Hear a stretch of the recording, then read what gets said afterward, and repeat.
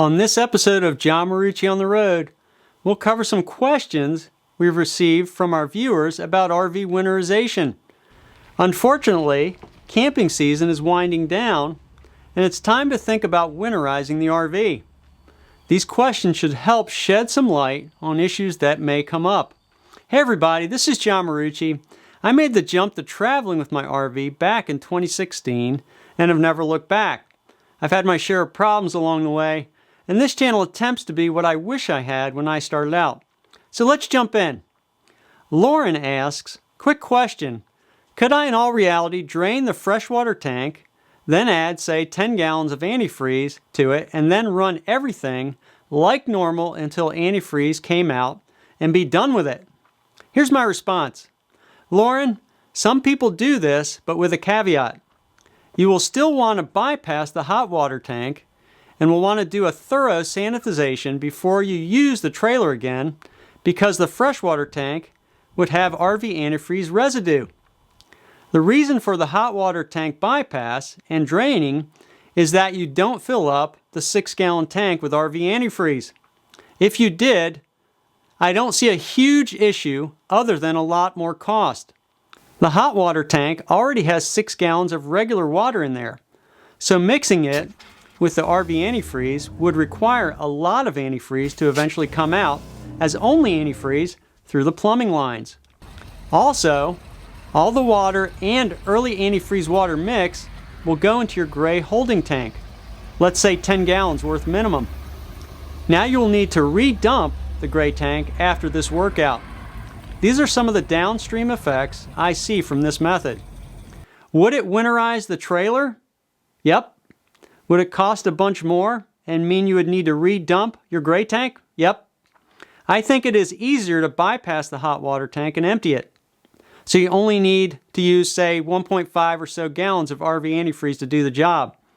The small amount of fresh water that does get into the gray tank in this regard is greatly diluted by the pure antifreeze that is put in the drain traps and by the overall process. Thanks for the great question. For further commentary, I think it is better to pull in RV antifreeze via the water pump, as shown in the winterization video, versus putting gallons of antifreeze into the fresh water tank. Generally, only water should go into the fresh water tank, although either way, you should sanitize the tank and lines in the spring with bleach solution. If you do put RV antifreeze into the fresh water tank, you will still want to bypass the hot water tank unless you want to add a bunch of cost and RV antifreeze, as mentioned in my reply to Lauren. Places like Walmart and Menards have minus 50-degree RV antifreeze on sale at the $2.50 to $3 per gallon range usually. This compares to greater than $10 per gallon online. So be careful where you buy. I usually can winterize for $5 to $7. If I added 10 gallons as mentioned, minimally my cost would go to $25. If purchasing my RV antifreeze online, costs could exceed $100 by using this approach. Tracy asks, great and informative video. I have a 2021 Gulfstream 197BH Conquest. Do I run antifreeze through the hot water system until it comes out the hot water valve? So here's my response. You'll want to bypass the hot water heater, or you will fill it up with RV antifreeze, which could be up to 6 gallons. Once bypassed, run the RV antifreeze through both hot and cold plumbing lines. To further this, it is possible Tracy was asking if you need to run antifreeze through the hot water lines until it comes out of the low point drain. However, this was unclear from the question. The answer would be yes, as you do need to push RV antifreeze through the system, including to the low point drains. China 320 asks, what I don't understand is if all the water was drained, why is there a need for the antifreeze? And here's my response. If you leave just a little water in the plumbing lines by accident, it can do damage to your lines if it freezes and expands. This is especially problematic at the water pump. There's an ongoing debate between those who only use forced air to blow out the lines and those who use RV antifreeze. I use RV antifreeze mainly because I'm more risk averse. To go further, I advise people to use RV antifreeze unless you really understand how to use the forced air method. To the question about even needing to do anything more since the water is drained, You simply shouldn't expect all water to come out of the lines by opening the low point drains. You really need to ensure no water is in the lines by either forcing it out or seeing that it is out. As a reminder, we have free step-by-step printable process documents for RV winterization on johnmarucci.com in the resources area. These tie to 2 of our winterization videos. If you're new to winterizing your RV or just need a refresher, we have a step-by-step RV winterization process video to help. We also have an excellent RPod-specific winterization video if you own an RPod travel trailer. Just see the links in the video description. Neil asks, I don't have access to an air compressor. Can I skip this step? Here's my response. If you have used the city water connection when camping, likely there is water still in that line that needs to be blown out with compressed air. If you have not used the city water inlet, then it is your call on doing this step. I tend to err on the side of safety and blow this line out so no water can freeze in the line and potentially damage or break the lines. Basically, the forced air being used in the RV antifreeze method is to blow out any water from the city water lines and not through the entire RV. This is a line that will not fill with RV antifreeze when adding it from the water pump, so it needs to be free from water. Kim asks, I have a very important question. Antifreeze is very toxic to dogs. This is pouring out onto the concrete. Is there an antifreeze that is not poisonous to animals? And here's my response. RV antifreeze is non-toxic and is not automotive antifreeze. This pink-colored RV antifreeze can be purchased at a local Walmart or home improvement store in the RV section or from a local RV dealer. Just make sure you're only using pink RV antifreeze.